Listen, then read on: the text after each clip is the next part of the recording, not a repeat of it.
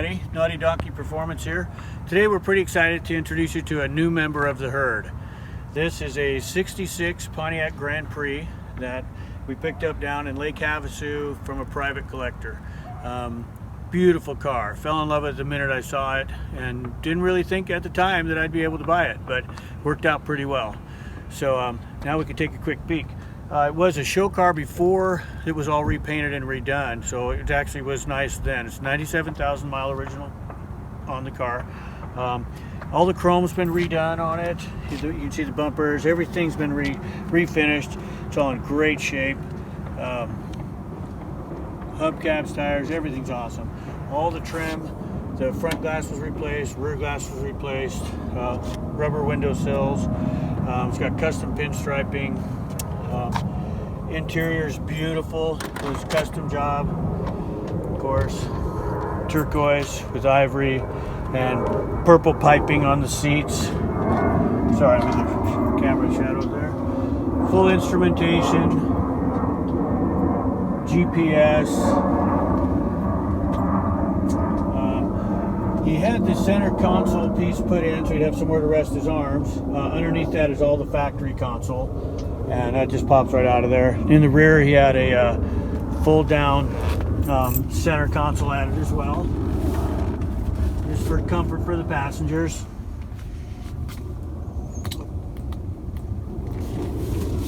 And power windows were added all the way around. And that's just a nice feature. It didn't come with this one, actually did not come with power windows at that time.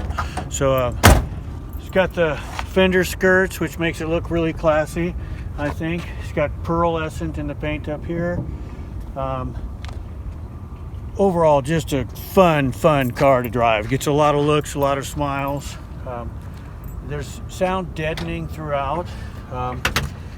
Inside the trunk, all the way.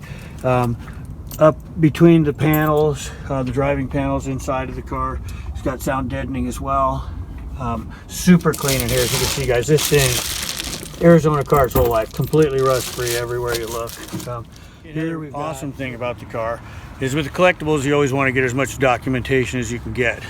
This one has got the full engine build, all the build numbers, what was put in it. Very good notes. I know they're handwritten, but at least we know exactly what's in the car. It's bored out to 475 cubic inches, stroked motor as well. Got paperwork on some of the engine work done to it. Full dyno sheet here. Here we've got a lot more paperwork. It was a Butler Performance Engineering. Did a lot of the work on the car and the engine. They're pretty famous for Pontiacs. Here we have basically just a photo album of the engine build. This was the original engine, and you can see they put all this racing rockers in it, Heddle-Brock intake. This was the original matching numbers engine, replaced by the 73 model. So here you got camshaft, lifters, everything. You know, a lot of the build stuff you don't normally get to have of the engine, so it's pretty awesome to have. This was this is the second engine. This engine's in it right now.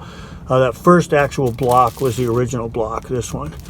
So, and here was part of the car when it was in Colorado, and purchased with the original engine before they did all the additional work to it. So it's got all the suspension is redone as well. Really a gorgeous car. And I think I even have a picture in here of when it was white. So all the springs, everything was redone. It's super trick. Let's see here. Hang tight, guys. I know I got that picture. Here it is, original color. So kind of just fun to have. And then he saw this old car and really liked the colors of it, and so he decided to transport them onto here. This is an Edsel, as crazy as that may seem. Anyway, so just historical documentation. Then we also have the complete 66 chassis manual, the shop manual, the chassis manual, and the Pontiac body parts catalog. So again, just more documentation. Fun to have, and just makes it more valuable. Anyway, we continue to walk around. If you guys just want to see this side, honestly, of course it's the same as the other side, but super pretty. You can see the reflections in the paint job. Just really nice work. It's been garaged every day except if it's out driving, and it's never in the rain or anything funky like that. So we'll take a peek at the motor real quick and give you some joyful sounds as well. If I can get her open, I'm not quite used to it yet. There we go.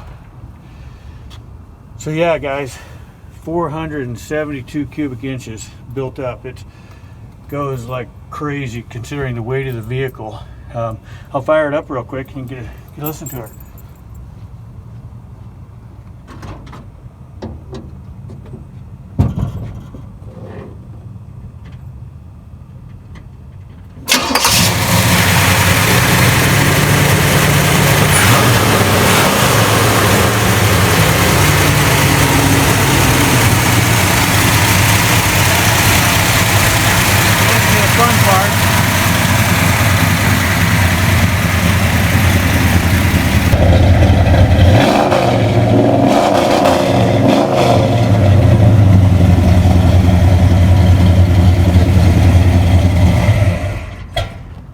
Yeah, it'll do what you want to do with it, and it's really a sleeper. Most people wouldn't think this giant car can move. Come around the corner back there, I gunned it a little bit, and it started breaking them loose. So it's pretty fun for a giant tanker like this.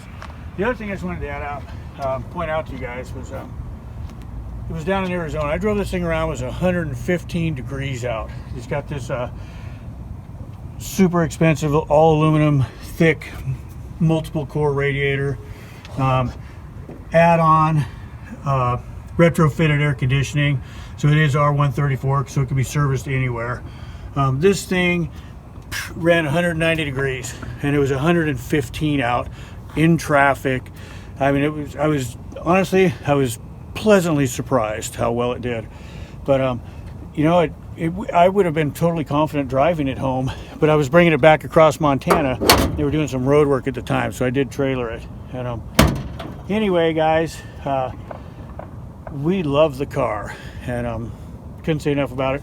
Looking forward to a lot of fun times with it. Maybe some extra content, maybe not. Let us know what you think you want to see. And we have multiple additions to the herd that we're going to be bringing and showing to you. And take a look at that 33 Vicky on the channel. That baby is gorgeous, and that's coming up next. I just bought an enclosed trailer to haul it home in, so it should be a lot of fun. Anyway, thanks, guys. Come back and see us again. Please like and subscribe, and send us some information as to what do you want for content. We're going to do a lot more to the Silverado too. I got tons of things to do to that right away, guys. All right, thanks. Later, guys.